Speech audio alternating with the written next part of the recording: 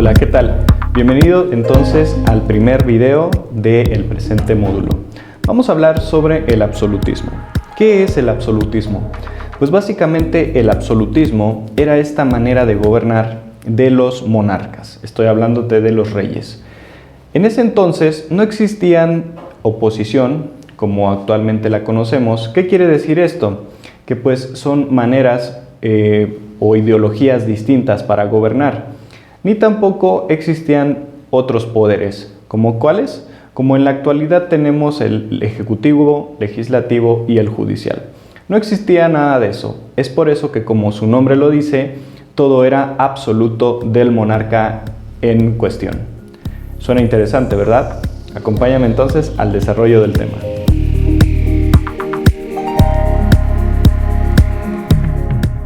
Muy bien, vamos a trabajar entonces sobre el tema del absolutismo. El absolutismo, como su nombre lo aclara, ¿sí? Como lo menciona, el absolutismo es ese gobierno totalmente absoluto. ¿Qué quiere decir esto? Que es único, que es pertenece únicamente a una persona, ¿no? ¿Y de qué persona estamos hablando? Pues estamos hablando de un rey, por ejemplo, ¿sí? Entonces, es una forma de gobierno en el cual el sistema es absoluto y reside únicamente en una persona, ¿sí? Esta persona manda sin rendir cuentas a ningún parlamento o a ninguna cámara o cámaras o a la sociedad en general, ¿sale? Entonces, esta persona no rinde cuentas. No rinde cuentas. Oye, ¿pero qué significa rendir cuentas? Tal vez has escuchado cuando hay un informe de gobierno. ¿Qué es un informe de gobierno? Es cuando, por ejemplo, un presidente o un ministro, ¿sí? Detalla todas las actividades que se han llevado a cabo, ¿sí? Nos dice, se hicieron tantas obras, se destinó dinero para tal causa, etcétera, etcétera. Entonces, en una estructura absoluta, absolutista, monárquica, realmente vendría siendo lo correcto, ¿no? Monárquica. Pues esto no existe, no se rinde cuentas a nadie, ¿sale? Entonces, el absolutismo fue muy usual, obviamente, en la Europa del siglo XVI hasta la primera mitad de lo que se conoce como el siglo XIX, cuando diversas revoluciones justamente lo derrocaron. Este es un tema que vamos a profundizar más adelante, ¿sí? Lo vamos a hablar más detenidamente. Si bien cualquier gobierno con total dominio de poder podría considerarse absolutista, en el sentido claro del concepto, se hace referencia justamente a las monarquías, como lo estamos viendo aquí, que gobernaron justamente Europa, ¿no? En los lapsos que ya mencioné. Vamos a ver cuál es el origen y lo paradójico del asunto. Pues bien, el origen del absolutismo surge justamente o tiene lugar en Francia, donde se desarrolla algo que se llama teoría del derecho divino del poder real. Esta postura nos dice que ciertas personas han sido elegidas justamente por Dios, ¿sí?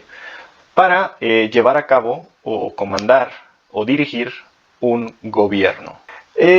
Incluso resulta interesante que las versiones más radicalizadas consideran al monarca como un propio dios, algo similar a lo que pasaba en algún momento en Egipto. Ya lo comenté en alguna clase previa, donde justamente el faraón era esta representación terrenal de Ra, un dios de la mitología egipcia muy muy importante. Entonces justamente aquí, en la teoría del derecho divino del poder real, justamente se aplica lo mismo porque dice que ciertas personas están autorizadas por Dios para llevar a cabo un gobierno, ¿sí? Suena bastante interesante, ¿cierto? De hecho, hay por ahí una anécdota. Bueno, no, es un dicho más bien que dice que la sangre azul pues es de los reyes, ¿no? De los, pues sí, de la monarquía, de estas clases gobernantes, justamente por esta cuestión de estar relacionada con la deidad misma. Qué interesante. Entonces, bajo esta forma de gobierno, el rey es la ley, ¿sí? El rey es la ley. Pues es quien decide sobre todas las cosas, como lo dije en un inicio, ¿no? En una introducción. Las leyes son dictadas de acuerdo a sus intereses, ¿sí? Vamos a poner aquí, leyes son dictadas de acuerdo a sus intereses, ¿por qué no? en beneficio a la nobleza, que bueno, es prácticamente quien aconseja al rey. Pero además de esto, de los intereses y el beneficio de la nobleza, que de hecho es un fenómeno que lo seguimos viviendo, ¿no? Quizás ya no tenemos una nobleza, pero pues los presidentes en turno o los senadores o personas de poder, ¿sí? Justamente hacen leyes o legislan o autorizan leyes para beneficio de unos cuantos, de amigos empresarios, por ejemplo, o simplemente de familiares de ellos mismos, ¿no?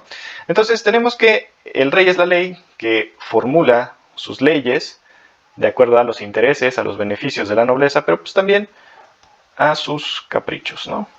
Ahora bien, vamos a desarrollar lo siguiente, ¿sí? Lo cual es las características que tienen estas personas.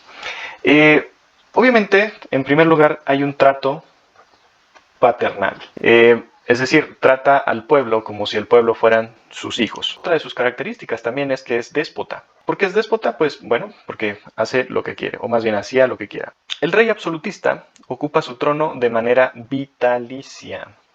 Y obviamente, otra de las características es que estos cargos, estos mandatos divinos, son también heredados.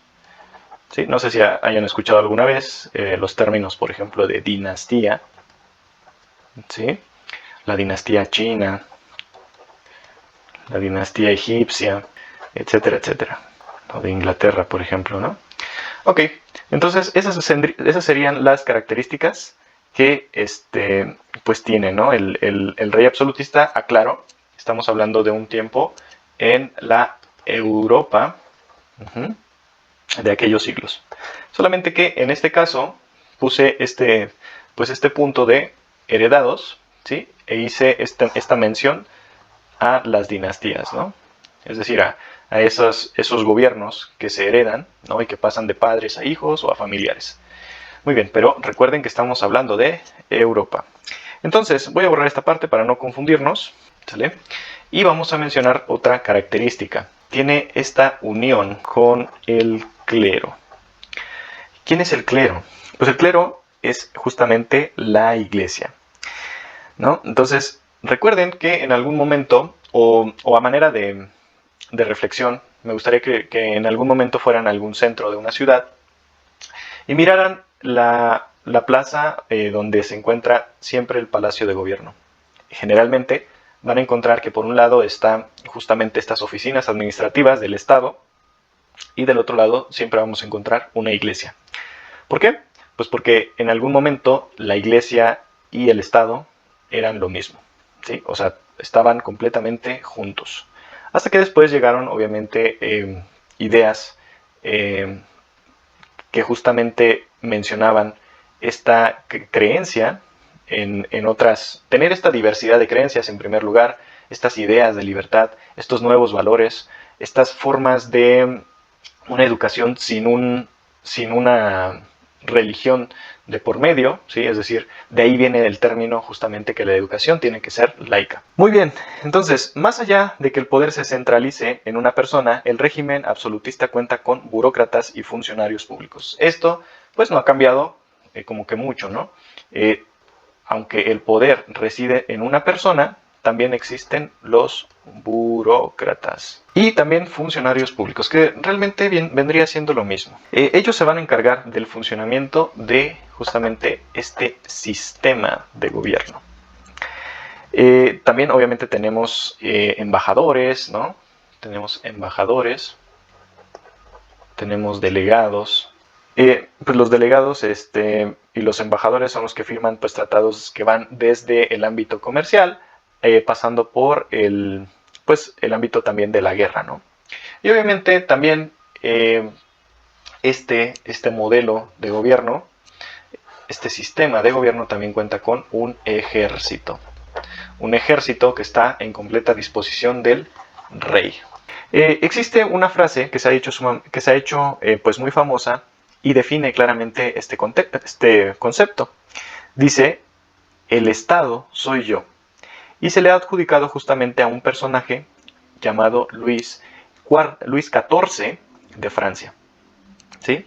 Quien estaba tranquilo en su trono, pues sabía que no existían límites jurídicos ni de ninguna otra índole que se interpusieran o criticaran sus ideas o prácticas mismas.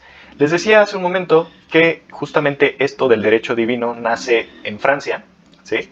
Y justamente en Francia es donde se termina esta cuestión monárquica. Realmente es muy, muy interesante. Muy bien, pues espero que hayan quedado claros todos los conceptos.